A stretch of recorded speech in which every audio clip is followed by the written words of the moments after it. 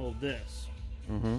So obviously we haven't got that far yet, but once this bracket, we build the supports and everything, this piece will rest on here, and then that way these two pieces will sandwich there, they'll bolt together, and the only thing that the customer will have to do to this is just cut a hole in here. That's it. Mm-hmm. And it doesn't have to be pretty, it doesn't have to be massive, as long as it's big enough to fit this light.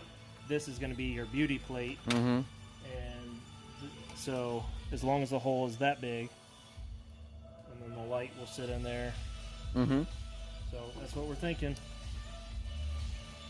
So that way, simpler the better. Yep. So literally all the customer will have to do is just they'll attach these two pieces, and that'll be it. And then the light will just have to screw onto the bracket there, but that'll be it. Perfect.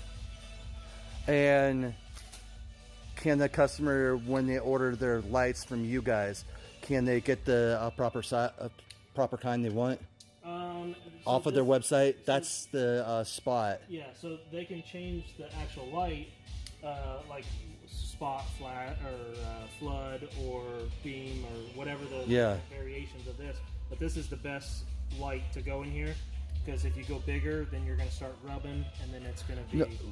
You're just talking about flood, spot, and... Through the website, when they go on the website, can they tell you exactly what light they... Yeah. Okay. Yeah.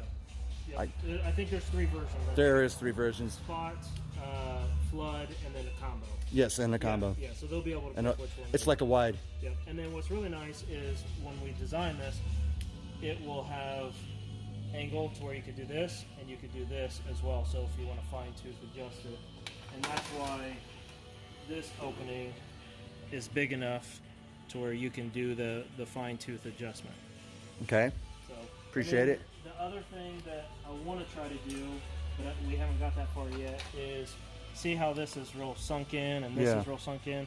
That's kind of what I would like to do with this, where instead of it being here, it's back, either it's up this high and this plate goes out further, or it's sunk back here where it gives it a little bit more depth versus just like, hey, you cut a square in there and you just put a light in it. So we're going to play around with different variations of this, but now that this fits, now we just need to cut this out and start. It would look better if it was, if you took all this off and just made it flat. Yeah, are you talking about get rid of this? No, this. I see what you're saying. Disappearing the lip. Yeah. By making it completely flat, but it's hollow behind it. Yeah, it would be.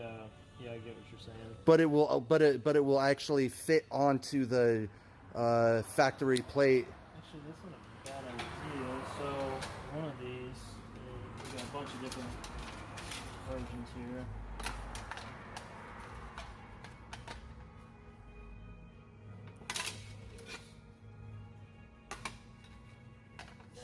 So kind of what it would do is it would stick out this far. Yeah. And then the light itself, since there's a gap, the light itself would be recessed. Yes. To give it a little bit more look. Yeah, that's not a bad idea. And then we can spacers. Or if you even needed to do it, you could raise this section up and make it flat all the way across. Yeah. So I wouldn't want to go super flat that way, because it would be really far out here. It would be. And then the light would look really tiny because it'd be so sunk in. So, but if I could bring it up out here, and then the light sits close to this area, then now it has some depth and has a little bit. And it looks more recessed from the back. Yeah. That's not a bad idea. Okay. I might try that. Just play around with it, see what it looks like. Okay.